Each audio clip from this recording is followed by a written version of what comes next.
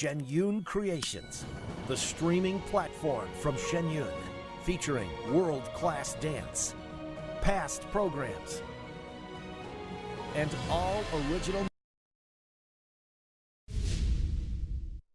Welcome to NTD Newsroom. I'm Don Ma. The Trump administration announcing a deal with Pfizer to lower drug prices and a direct-to-consumer website for Americans to buy drugs. We have the details.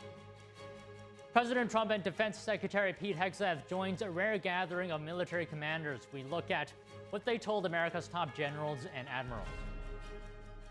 The U.S. government is on track for a shutdown tonight at midnight after a White House meeting failed to get Democrats on board. We have the latest. The FBI sent hundreds of agents to the U.S. Capitol and nearby locations on January 6, 2021, according to an after-action report. We discussed with the national political reporter for the Epoch Times. President Trump says he's giving Hamas terrorists only a few days to accept his Gaza peace plan, the warning from the president this morning.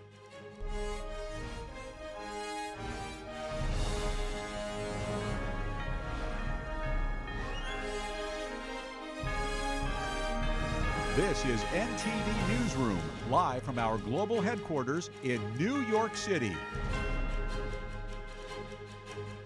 Good afternoon, and thank you for joining us. President Trump just announced a direct-to-consumer website for Americans to buy drugs. The White House has dubbed the initiative Trump RX. Trump also announced a deal with Pfizer that will see the drug maker lower prices on multiple products. Here's the president. For many years, Americans have paid the highest prices anywhere in the world for prescription drugs. They paid far more, 10 times, 13 times, 15 times more than other countries for the exact same product. A major reason is that the American consumers have been subsidizing research and development costs for the entire planet. They put all of that on us, and yet they were the beneficiaries too. So it's being changed. That's something. That's why I signed an executive order combating this practice, and we signed it very happily a little while ago. Today, Pfizer is committing, as will other drug companies as we go through the weeks. But Pfizer is truly one of the biggest in the world and one of the greatest in the world. Today, Pfizer is committing to offer all of their prescription medications to Medicaid, and it will be at the most favored nation's prices. It's going to have a huge impact on bringing Medicaid costs down like nothing else. President Trump has demanded that drug makers cut prices. He gave pharmaceutical companies until yesterday, September 29th, to respond to an executive order. It requires drug makers to match the lowest price offered in other developed nations. Pfizer is the first manufacturer to reach an agreement. As for the new website, Trump RX would allow patients to pay cash for certain drugs at a discount negotiated by the administration. The Trump administration says it's putting an end to political correctness in the military. Here's President Trump addressing the nation's top generals and admirals from around the world in Quantico, Virginia. The apparatus of our country was not set up for merit. It was set up for political correctness. And you can never be great if you're going to do that. And we're going to be greater than we ever were before. We're bringing back a focus on fitness, ability, character, and strength. And that's because the purposes of American military is not to protect anyone's feelings. It's to protect our republic. And it's the republic that we dearly love. It's to protect our country. We will not be politically correct when it comes to defending American freedom. And we will be a fighting and winning machine. We want to fight, we want to win, and we want to fight as little as possible. Trump outlined plans for the military, including a $1 trillion budget in 2026, the most in the nation's history. Building the first ever sixth-generation fighter jet, expanding the U.S. Navy by at least 19 ships next year, and raising the pay of every service member by 3.8%. The president promised to military leaders that he has their back 100%, and they can count on him to keep the U.S. out of wars. Secretary of War Pete Hegseth also had a strong message to military leaders. Standards must be uniform, gender neutral, and high. If not, they're not standards. They're just suggestions. Suggestions that get our sons and daughters killed. When it comes to combat arms units, and there are many different stripes across our joint force, the era of politically correct, overly sensitive, don't hurt anyone's feelings leadership ends right now. The secretary said that for too long, the military promoted leaders for the wrong reasons, based on their race, gender, and other so-called historic firsts. But that ends with the Trump administration. Hegseth criticized fat troops and generals, saying they are unacceptable and create a bad look. He said that from now on, service members will have to meet height and weight requirements and take fitness tests twice a year. The secretary also said no to beards, long hair, and superficial individual expressions. Hegseth had a message to military leaders. Those who disagree with the new policies should resign. Two federal agencies have determined that the Minnesota Department of Education and the Minnesota State High School League violated Title IX by allowing transgender athletes to compete in girls' sports. The joint finding comes from the Department of Education and Health and Human Services.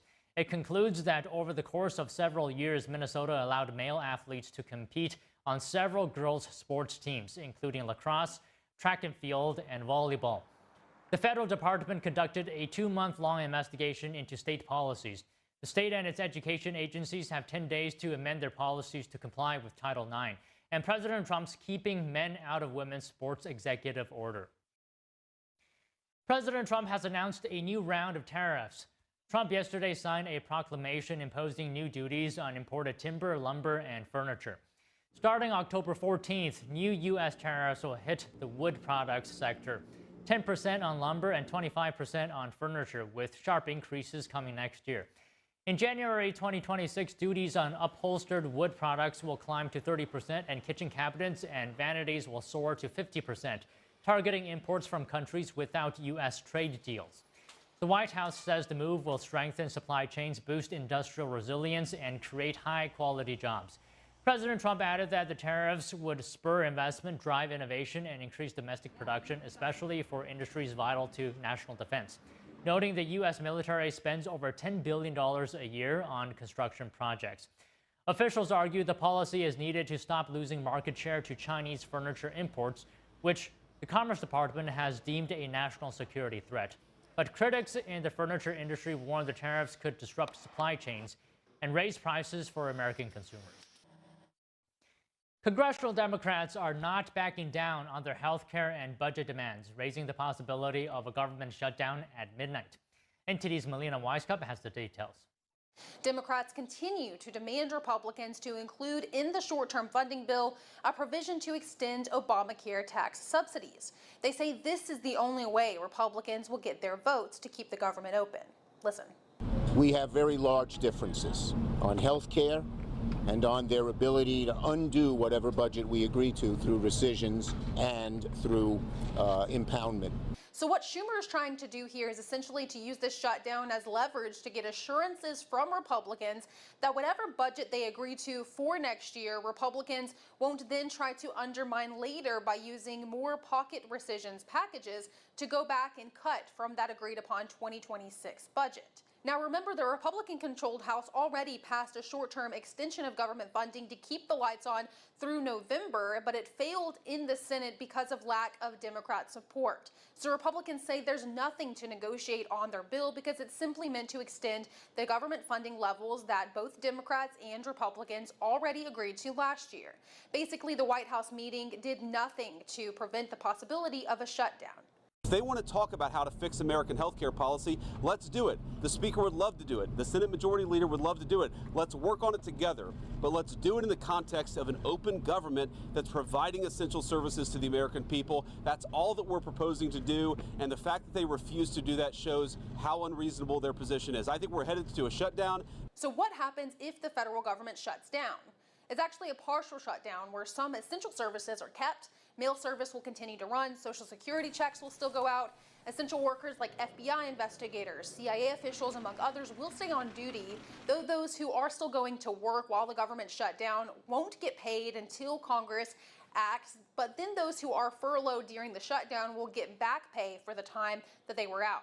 Though a government shutdown this time will have more consequences than previous ones. That's because the Trump administration directed agencies to use this opportunity to get a better understanding of how they can reduce the federal workforce permanently to further the administration's plans of slashing the overall size of the federal workforce.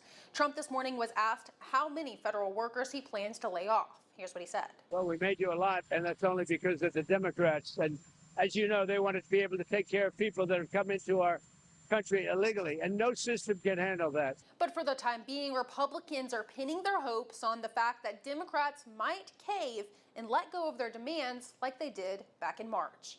Reporting from Washington, D.C., Melina Weisskopf, NTD News.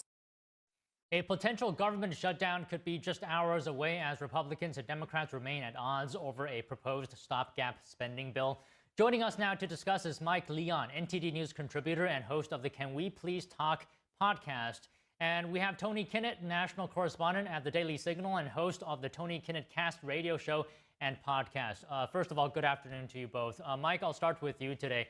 How much of this, is about substantive issues, and how much about is it trying to make the other side look like they're to blame? That's a great first question. First off, good to see you all. Let me see, percentage-wise, I think it's probably a 50-50 line. I was watching Speaker Thune today on C-SPAN earlier, and Chuck Schumer, both giving their different speeches and talking about the different times that there's been government shutdowns, and Thune was talking about the different times that Democrats have all voted on the same side, obviously blaming them now because they need the 8 votes to get this to pass. And then in turn, you hear Schumer talking about that, they've called the offices different times to try to meet throughout this entire period, and that this is all Republicans' fault. So again, and Thune said this in his speech, so I don't want to steal his thunder. He said, this is what politics is, right? This is what the word politics was invented. I'm paraphrasing a little bit. So I think a lot of it is performative. The substantive part, maybe I'll change my percentage here, Don, and make it a little 60-40, because I think that the actual substantive part in terms of the ACA credits and these expiring before midnight are things that do impact millions of Americans starting later tonight at 12 midnight. And then there's also the fact that there's going to be government employees, like Melina just mentioned, that are going to be furloughed, that ones that are going to have to work for free while the shutdown happens. The last time we had a shutdown that lasted about 35 days was between the 2018-2019 period. Nobody wants to go to work and work for free, Don. Nobody wants to get back pay, a month or so later. So this is really coming up against the 24th hour here. And we truly need something to come to fruition over these next couple of hours. So, Tony, what do you think? How much of this is about the issues at hand? Well, I think that the issue at hand is really about the direction of both parties. And I think that I agree with Mike, of course, because he and I very much agree on the performative part of politics and then versus the policy side. In this case, though, I find them linked. And the reason I say that is because right now the Democrat Party is searching desperately for a message before midterms. And so what you have is a bill that they already voted on, that they already agreed to. Again, the Trump administration through the executive office suggested pocket rescissions, and then the Supreme Court upheld that for the next 30 days, that being a week ago. So about 23 days now, let's say, remaining to go until Congress does anything regarding that. So what we have right now is a Democrat Senate who is trying to play tough. And Hakeem Jeffries, as you see on the B-roll on the screen to my right, also trying this kind of performative yelling, and it's just not working. There's no actual substantive message here. Again, when the RNC Twitter account, one of the right-wing kind of research and receipt accounts, can post you saying the exact opposite thing a year ago, it's not a good look. And again, as we get into the full midterm season, a 14-month stint in any administration, you have an entire party that's essentially built around finding a message and then refusing to do so. So I actually had a conversation with a Democrat representative this morning out of Indiana who's very frustrated because he feels right now the Democrats need to be looking for a message. Instead, they're whining about a bill they already agreed on a year ago. It just doesn't look good. So, Mike, broadly speaking, do you think there's actually enough time for lawmakers to, debate, negotiate, and actually pass spending bills? Yeah, that's the question. I just reached out to a Democratic lawmaker as well to come on the show later today because Speaker Johnson sent the House into recess for up until October 7th, if I'm not mistaken. That was one of the things that Schumer had mentioned on the floor there, on the Senate floor. So is there enough time? There's always enough time, Don, right? Like, obviously, we can find enough time to potentially get. Now, is there enough time to negotiate on the issue? Remember, they need 8 Democratic votes right now. They have 0. And right now it's what, 2:14 p.m. Eastern time. So if I had to be a betting man, if I was wagering this live bet right now on one of the betting applications, I would 100% hammer the bet to us have a government shutdown starting at midnight. I don't think that there is enough time, which is why, back to Tony's point, the House tried to pass this clean CR recently and give the extension of the 45 days so that way we can continue to debate these issues. But as Tony and I have talked about in this segment numerous times throughout our history doing this, those are just punts, right? That's just that's just, pushing it further down the trough and not really fully funding the government through the entirety of the session of Congress. So that's the problem with all of this right now, is that there is time, but there's not enough time, if you know what I mean. Okay, Tony, I can't even tell you the number of times I had to report a government shutdown each year. I really don't want to report on it anymore. How do we avoid this? So you've actually touched on the reason that this doesn't matter to Americans. I saw a Kamala Harris campaign staffer say, well, actually, 43% of the public believes that a shutdown is bad. 36% say it's the other party's fault. And I hate to tell you this, but more and more Americans just don't care. Because after the 432nd time we've come on the air to discuss, the recent stopgap measures, will Johnson get it through with a slim majority? Will the Senate hold out, or will Cory Booker stand and yell for another 18 hours? Americans have seen this before. They know how it's going to go. The Democrats are, in fact, going to cave, because if they don't, Russell Vought from the OMB is going to swing on through and say, you know what, a lot of these federal workers we don't need. And, when the executive branch is given additional authority through a shutdown, this has really cornered the Democrats into a lose-lose situation that, again, they did themselves. When the election in 2024 took place and Americans made it very clear they wanted parties to work together, they wanted Democrats to move to the right, not Republicans to move to the left. That was the mandate.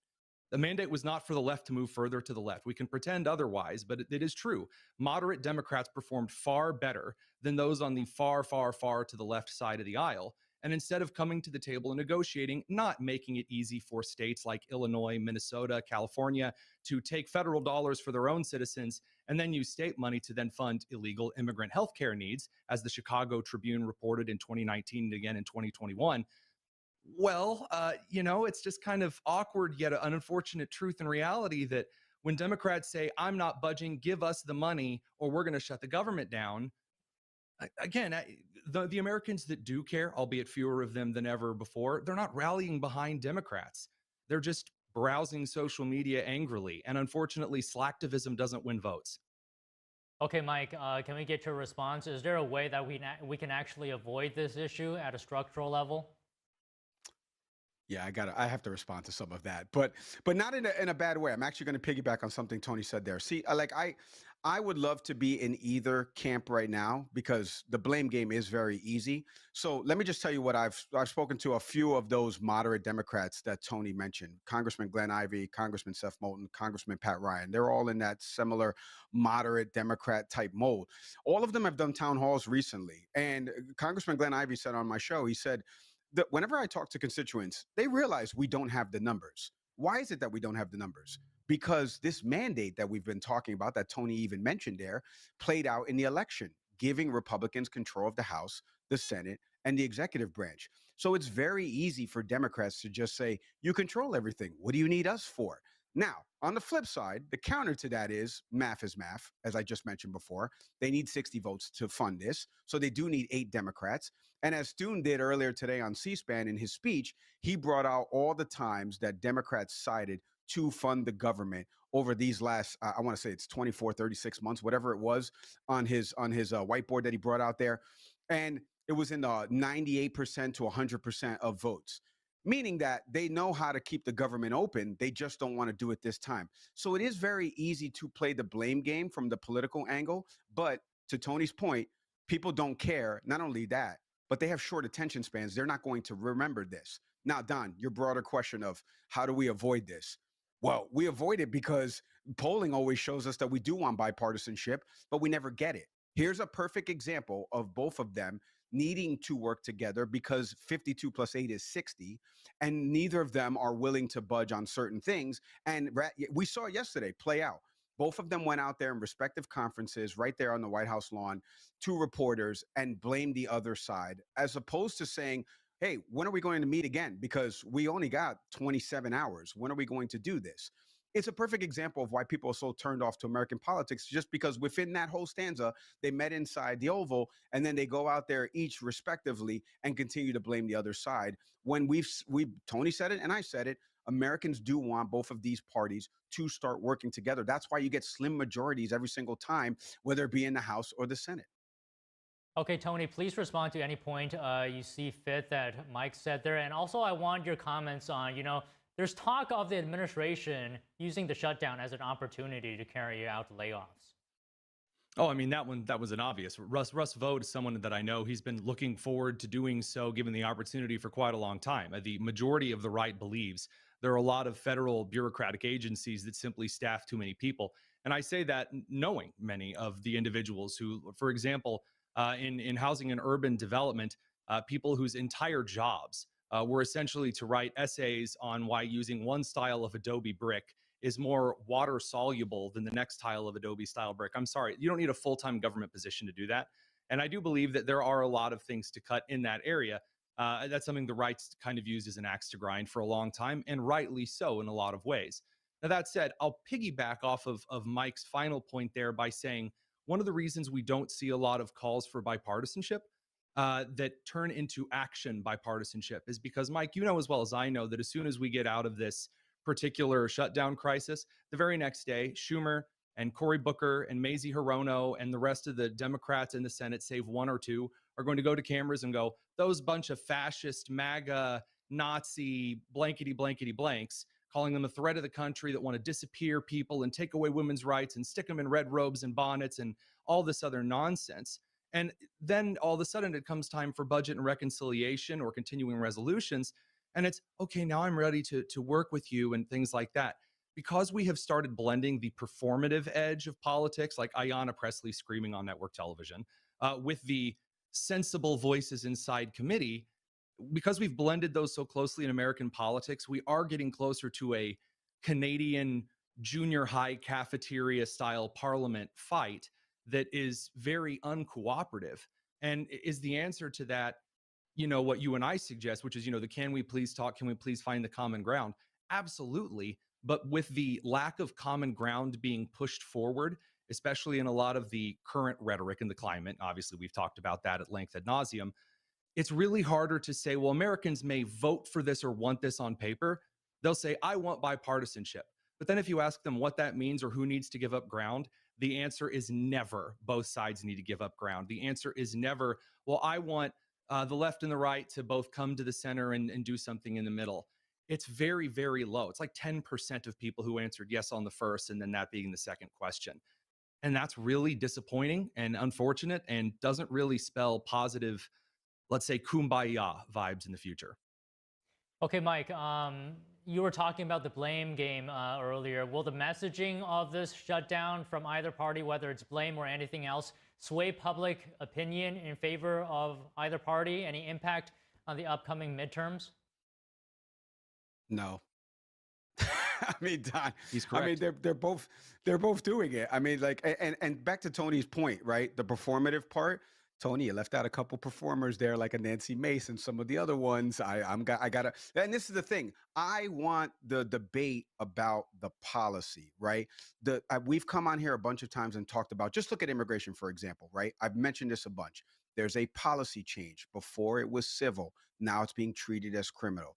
Those are things that people don't understand because the devil's in the details and it's minutia stuff. But for Tony and I, we eat that type of stuff up. Then we can talk about it and debate it. Other people don't want to consume that. They want the performative part of this. They want the Nancy Mace going out there and telling you this is all Democrats' fault and to blame and stuff like that. And no admission and just going out there and doing that. And others on the left too. I'm not absolving them. So I don't want the performance element. And by the way, there's a great study being done about members of Congress that tend to go on television more versus ones that don't. And where they kind of rank and file in terms of their stature and their social presence versus ones that don't. It's a great study. I wish I knew I had it offhand of where it is. I don't know if the Pew Center did it or I forget who, but this is what we see now, where people are trying to lift themselves to the next job. I just mentioned Congressman Seth Moulton a second ago. He's running for Senate.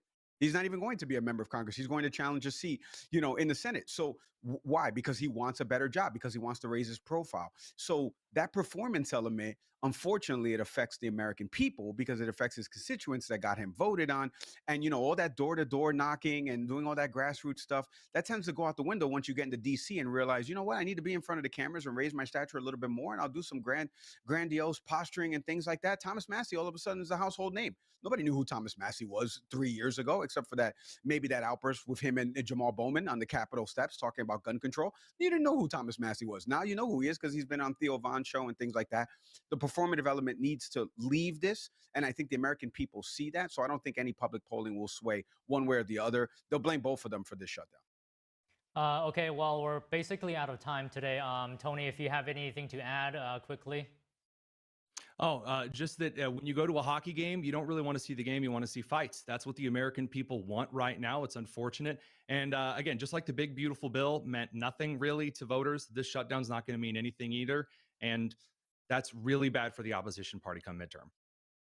All right. I think we can end it there. Thank you both once again, Tony, Mike. Pleasure. Thanks, guys, as always. And now, Senate Majority Leader John Thune is talking to the media on Capitol Hill. Let's take a listen. Clear binary choice. They can choose to keep the government open by voting for a short-term, nonpartisan, clean continuing resolution, 24 pages long, or they can vote to shut the government down. That's what we're looking at. They, as you all know, have voted during the time they had the majority 13 different times, and when Biden was in the White House, on short-term continuing resolutions, 13 different times. And so it begs the question is what's changed? And I think what's changed is President Trump is in the White House. That's what this is about. This is politics. And there isn't any substantive reason why there ought to be a government shutdown. This is something that has been done routinely, as I said, 13 different times when the Democrats had the majority. But we are not going to be held hostage for over $1 trillion in new spending on a continuing resolution, nor are we going to be held hostage to allow illegals to get free health care in a continuing resolution. These are things that they're demanding as part of their so-called negotiation. Ladies and gentlemen, there isn't anything here to negotiate. This is a routine funding resolution to keep the government open so that we can continue our appropriations work and fund the government in the old-fashioned way, which is allowing the Appropriations Committee, Democrats and Republicans, to work together as they have been. And by the way, the Democrat leader keeps talking about not consulting. The Appropriations Committee, they picked the date. Democrats and Republicans, the big four on the Appropriations Committee, were consulting. They picked the date for the continuing resolution, November the 21st. And so this has been an open process from the very beginning. This year we opened up the appropriations process, something that wasn't done when the Democrats had the majority here in the Senate. But they have a clear choice in front of them today. And I hope there are Democrats out there. This may not represent the view of their leadership, but I'm hoping there are Democrats out there who are reasonable and understand what's at stake here. And as they have articulated many times in the past, the costs associated to the American people with the government shutdown. This is totally avoidable. It is a decision they're going to have to make. And if the government shuts down, it is on the Senate Democrats. The House has acted. The President's ready to sign the bill. And all that's left is for 8 Democrats to join us in passing that bill today. Senator Barrasso. Well, the radical wing of the Democrat Party is demanding that Chuck Schumer shut down the government. If not, they'll be held to pay. We know that Chuck Schumer has had a war room going for the last couple of months to orchestrate the shutdown. That is their plan. So he comes up with this ransom note asking for $1 trillion to just keep the government open for 4 weeks.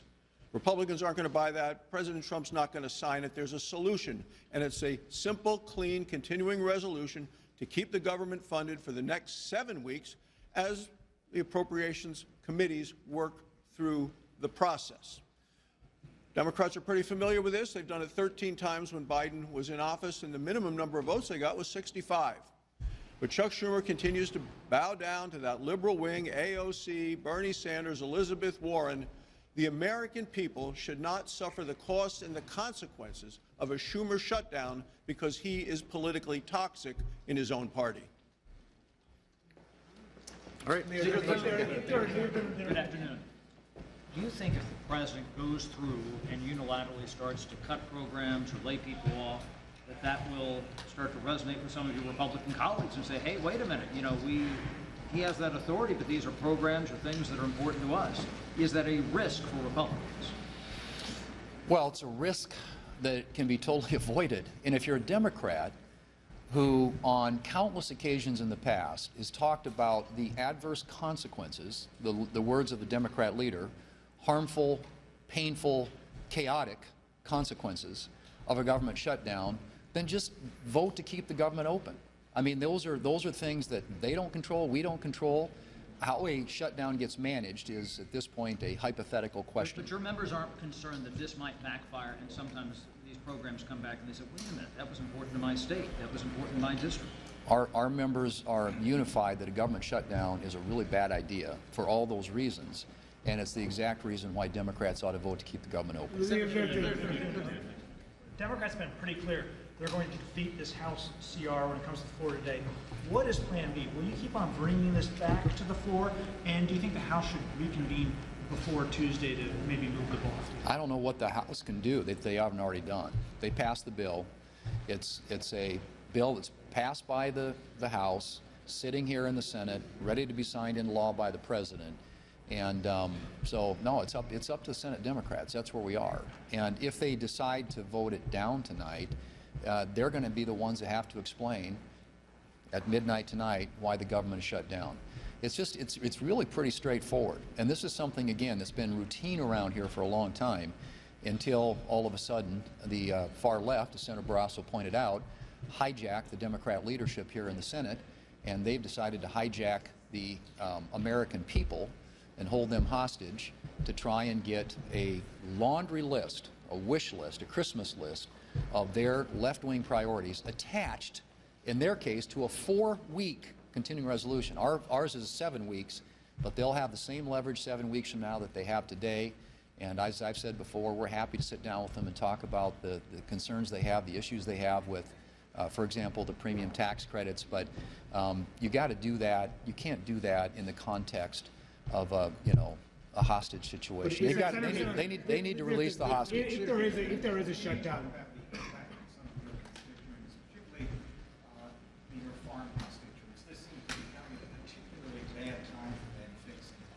Major crisis, no market in China, high input costs, low prices, and they are in a bind and going to need some additional help. Now, on top of that, they're facing a shutdown. Right, and that's why we need to keep the government open.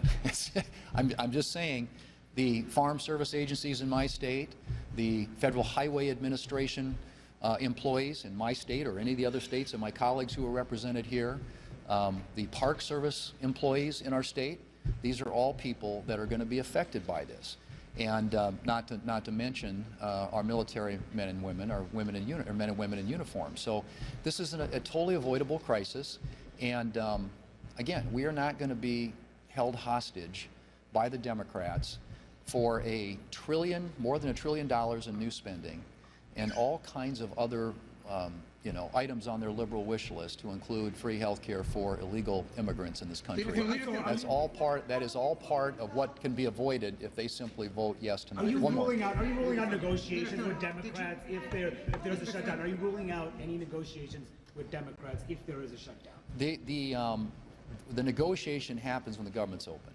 So let's keep the government open, and then we will have the negotiation. I've said it. I've said it yesterday at the meeting in the White House. I've said it to my Democrat colleagues.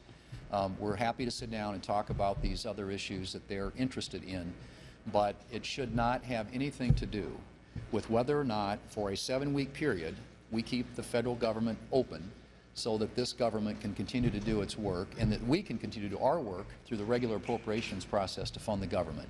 This is not complicated. It's something that's happened routinely around here for a long time, including the 13 times it happened when the Democrats had the majority. So it's a binary choice. They get a chance to make that vote today, and I'm hoping, I sincerely do hope, in the best interest of the American people, that the Democrats here in Washington decide to keep our federal government open. Thank you. Your impression? And you were just watching Republican lawmakers on Capitol Hill reiterating that if the government shuts down at 12 a.m., it is because Democrats refuse to vote for the continuing resolution. All right, taking a break. The FBI sent hundreds of agents to the U.S. Capitol and nearby locations on January 6, 2021, according to an after-action report.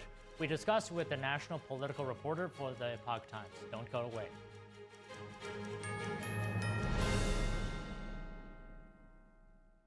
I'm Amy Grant, and I want to talk to you from my heart about the heart. I would have been the last person on the list to say this woman has a problem with her heart. So no, there was nothing about my life that said, you have a ticking time bomb in your chest. But I did. I wound up in the office of a cardiologist because I was there with my husband. And at the tail end of that, the cardiologist looked at me and said, I want to see you. No one was more surprised than I was to learn I was living with a rare heart condition. He said, Amy, this condition, you'll be fine, fine, fine, and then catastrophic. A few months later, I had open heart surgery that saved my life.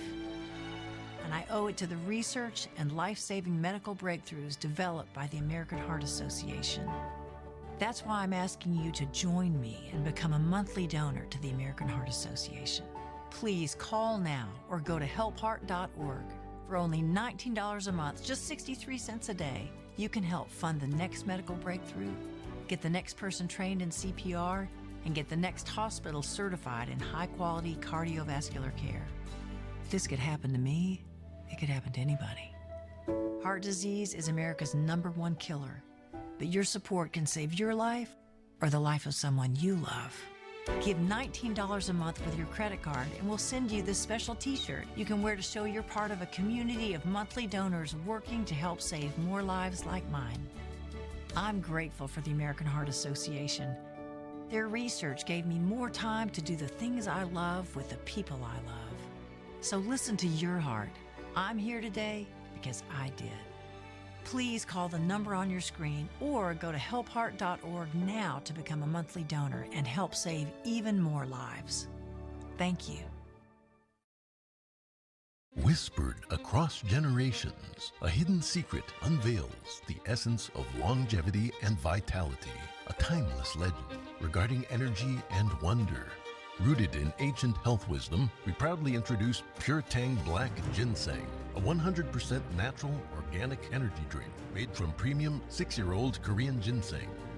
It takes 2,260 days and nights from seed to growth, undergoing a meticulous 9-step process of steaming and drying. Black ginseng reaches its full potency, enriched with ginsenoside RG3 and enhanced absorption efficiency. No sugar, no caffeine, no artificial ingredients. Experience the pure natural power of Pure Tang Black Ginseng. Nourish your body, strengthen your immunity, and boost your energy. To order Pure Tang Black Ginseng, please visit puretang.com.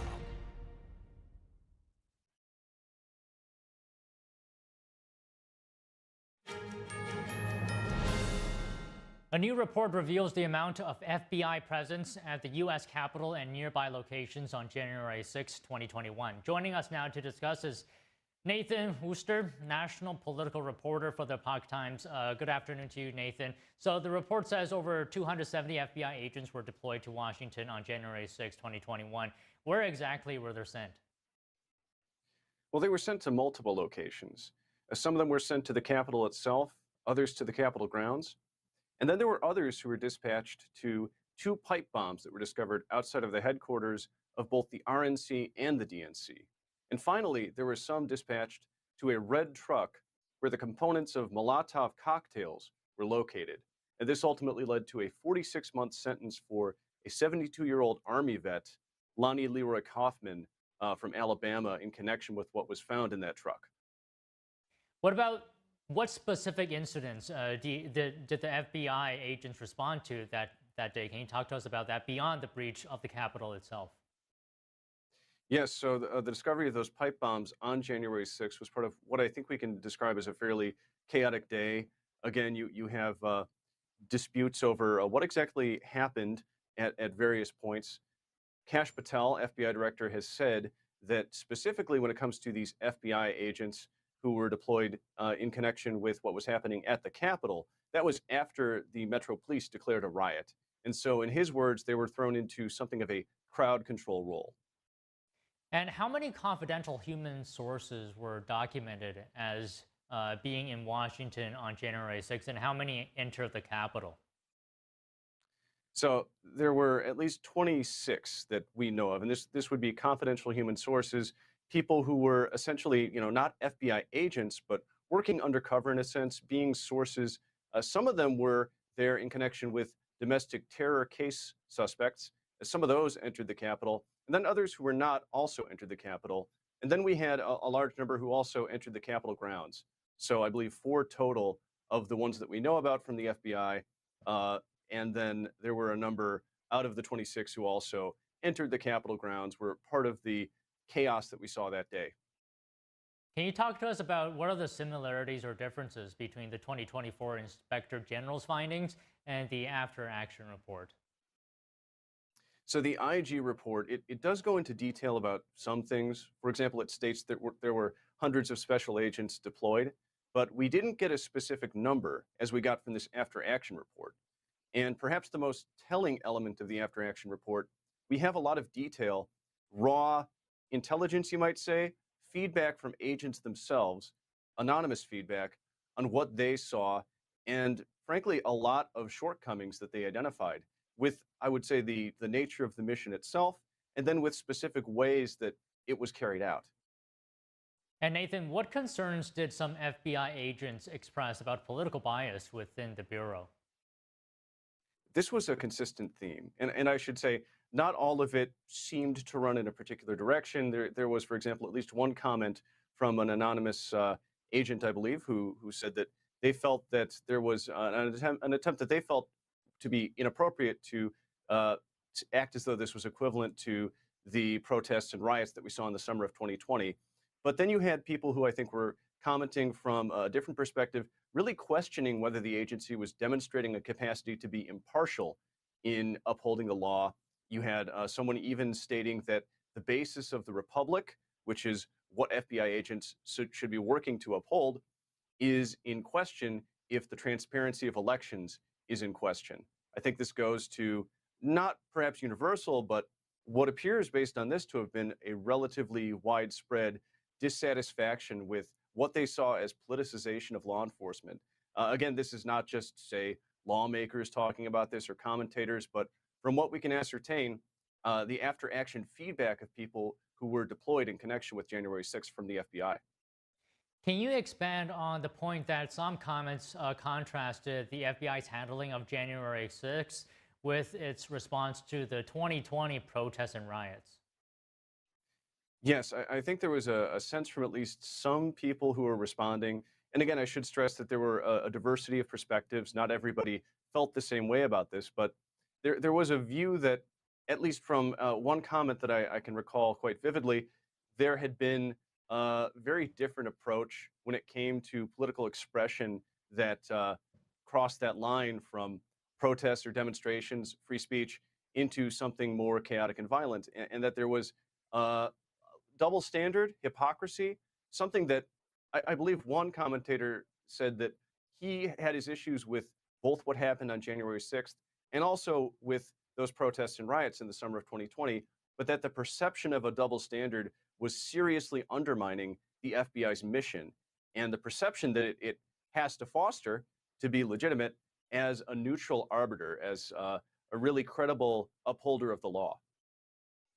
Is there anything to add about how FBI Director Kash Patel responded when details of the after-action report became public?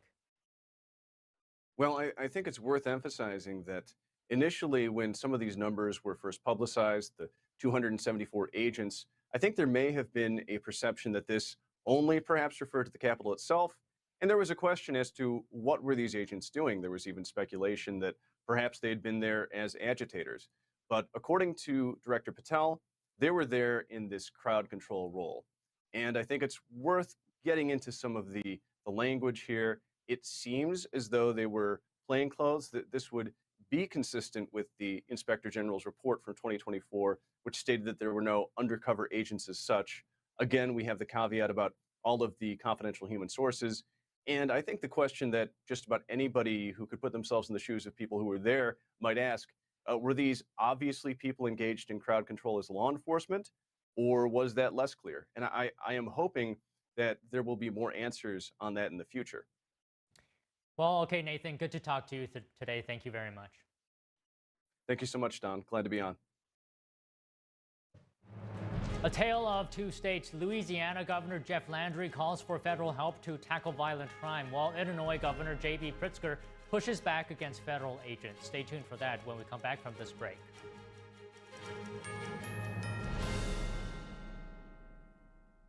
Every day, thousands of kids start vaping. And I can't let this happen to my kid. Of course, it's awkward to talk to your kids about the dangers of vaping. Hey, bestie, how's sketches? Ready? It's hard to get their attention. Ready? Go. Yes, look at that. You even turn yours over. So if you want to talk to your kids about the dangers of vaping, you have to get it trending. Right, Backpack Kid? Let's do it. First, invite your kid to do the vape talk. Let's try this. All right. Why is he here? Yeah, I gotta get it trending, honey. Come on. To the left. To the right. Let's go.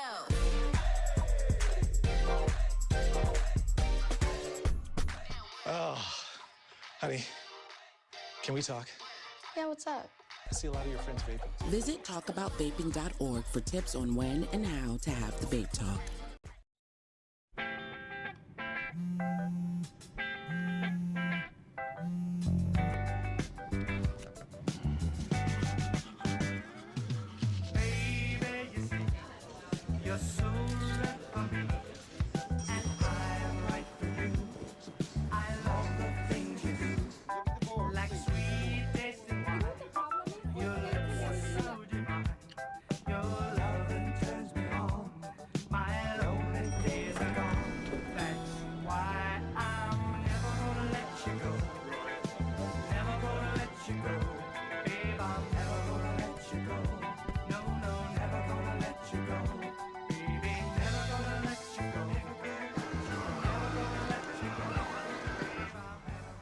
Here you go.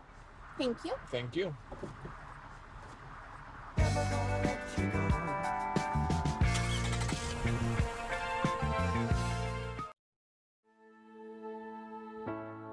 We come from a long line of farmers, and there's a sense of pride with being part of these multi-generational businesses. But there's also a significant amount of pressure. My senior year of high school, my dad made the decision that this world no longer needed him in it. I don't know if he was overwhelmed by the bills and checks that weren't going to be coming in because of the strawberries dying off, but it breaks my heart that my dad made a permanent decision for a temporary issue. Don't feel like you have to go through it alone. Farmers have to take care of their physical and their mental health, because what's a farm without a farmer?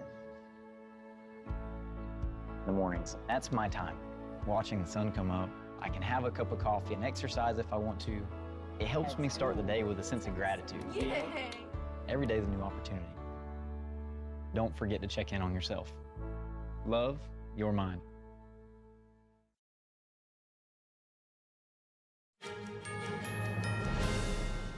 The Trump administration is moving to block Harvard University from receiving federal funding, citing alleged civil rights violations. HHS says Harvard failed to address anti-Semitic harassment on campus following last year's Hamas terror attack on Israel, violating Title VI of the Civil Rights Act. HHS has referred the university for formal administrative proceedings, which could result in the loss of funding or government-wide blocks on federal contracts. Officials say this step ensures taxpayer dollars are protected and compliance is enforced. A federal judge ruled earlier this year that the Trump administration had violated the First Amendment. The court said Harvard was already taking steps to address concerns and protect free speech rights on campus. A federal judge blocks Trump administration layoffs. A Washington court yesterday ordered a pause to the firings of hundreds of employees connected to Voice of America. District Judge Royce Lamberth halted the plan while he determines whether the Agency for Global Media complied with an injunction he issued in April. The injunction ordered it to fulfill its statutory mandate that VOA serve as a consistently reliable and authoritative source of news. The layoffs would affect more than 530 jobs for full-time staff, representing most of the agency's remaining employees. VOA broadcasts were abruptly shut down in March under an executive order from President Trump. The VOA was founded in 1942 to counter Nazi propaganda. It reached 360 million people in a week in 2024. Louisiana says it needs help.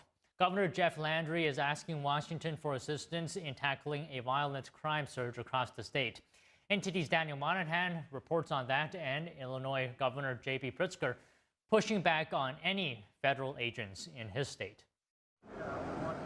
Louisiana Governor Jeff Landry announced he has formally asked for federal assistance to activate up to 1,000 Louisiana National Guard members, speaking on Fox News. Who would not want help in combating criminals on your streets? Who does not want their communities and their cities to be safe? Landry said there were ongoing public safety concerns regarding high crime rates throughout the state. The Republican governor says police officers are overwhelmed by the number of homicides, carjackings, and gang violence. President Trump has amassed the best cabinet of public servants and folks who really want to fight crime, like General Bondi, Secretary Noem, FBI Director Kash Patel. These folks know how to keep Americans safe. The National Guard soldiers are expected to supplement law enforcement in high crime areas, provide logistical and communication support, and secure critical infrastructure. The troops are happy to come. Remember, the National Guard are citizen soldiers. They are members. They are the fabric of our communities. They're our neighbors. They're our sons. They're our daughters. In 2024, Louisiana recorded 520 violent crimes and nearly 2,300 property crimes per 100,000 residents, rates nearly 45% and 30% higher than the national averages. Illinois Governor J.B. Pritzker is singing a different tune. Pritzker on Monday described Homeland Security's request for 100 troops to the state to back up ICE agents in Chicago as sowing fear, intimidation, and division among Americans.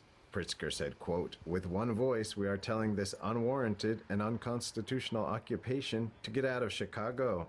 Tensions flared last Friday outside an ICE processing facility in Broadville, Illinois. More than 200 protesters gathered near the gate in front of the facility, while dozens more crowded another entrance, chanting, "Arrest ICE, shoot ICE." Federal agents made at least 17 arrests and confiscated a gun from one rioter who was apprehended at the scene. And the Justice Department is suing Minnesota. It accuses the state and several local governments of using sanctuary policies that block immigration enforcement. Attorney General Pam Bondi says the policies defy federal law and put residents at risk. Similar lawsuits have recently been filed against New York, Los Angeles, and Boston. Bondi wrote on X Monday that the rule of law will prevail. The Attorney General says the DOJ is deploying agents to protect ICE facilities, arrest violent agitators on the spot, and bring the strongest federal charges possible. Daniel Monahan, NTD News. The family of a man shot at a Dallas ICE facility last week says he has died. The shooting last Wednesday originally left one man dead and two other detainees critically wounded. Miguel Garcia Hernandez is now the second victim killed in last week's attack. Authorities say the gunman fired indiscriminately from a nearby rooftop. The 29-year-old then fatally shot himself after opening fire. The attack occurred amid increasing violence against immigration officers carrying out deportations. Authorities say the suspect hated the U.S. government and wanted to incite terror by killing federal agents. The devastating shooting on a church at Jesus Christ of Latter-day Saints Chapel left a small Michigan community shattered. 2 days after the tragedy, investigators continue combing through the burned-out building for evidence and clues as to what led to the assault. Here are the details on the investigation and the attacker. Evil.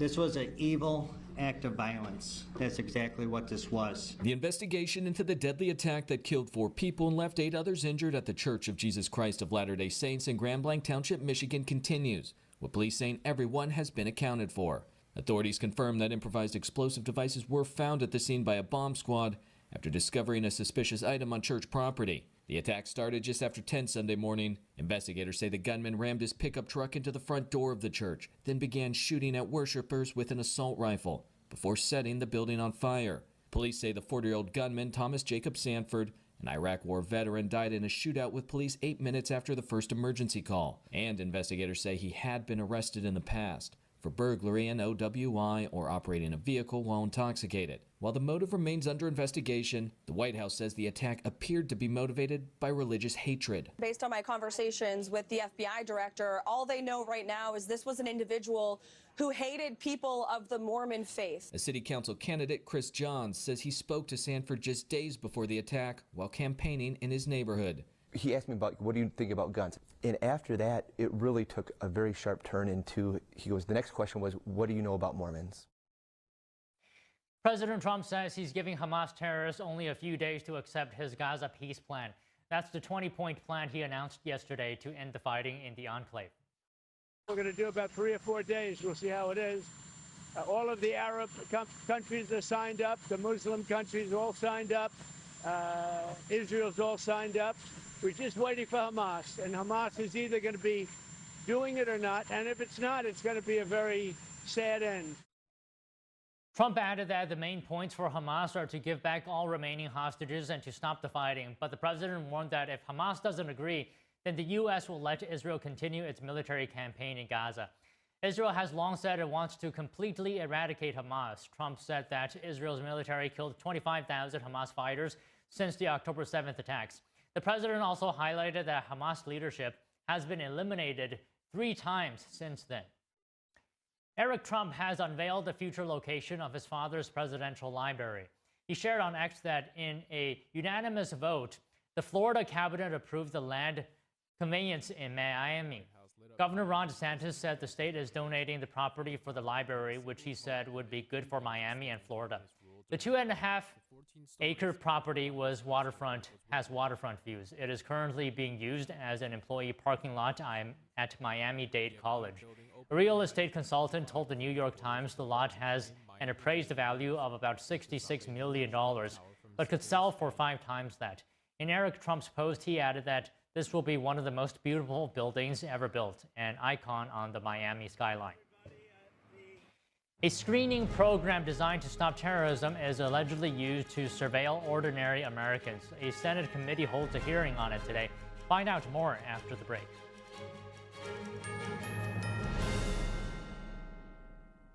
Shenyun Creations, the streaming platform from Shenyun, featuring world-class dance, past programs, and all original music.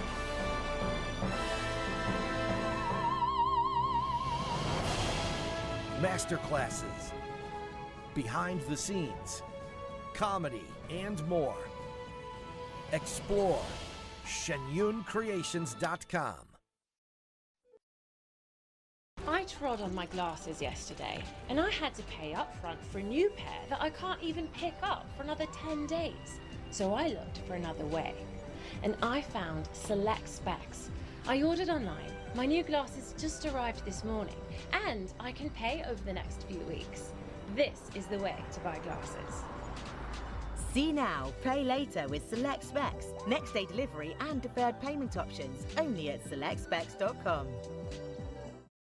Discover the ancient secret to vitality and longevity with Puretang Black Ginseng. Crafted from premium 6-year-old Korean ginseng, each root is carefully nurtured for over 2,260 days, undergoing a traditional 9-round handcrafted process of steaming and drying to unlock full potency and absorption.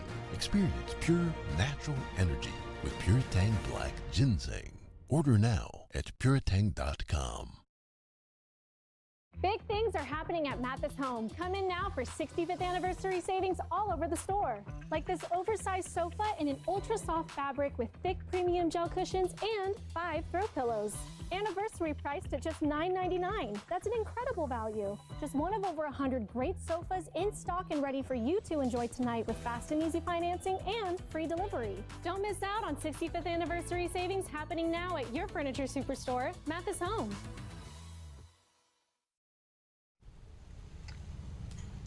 Hey, boss. Okay? Yeah, I'm good. You sure? I said I'm fine.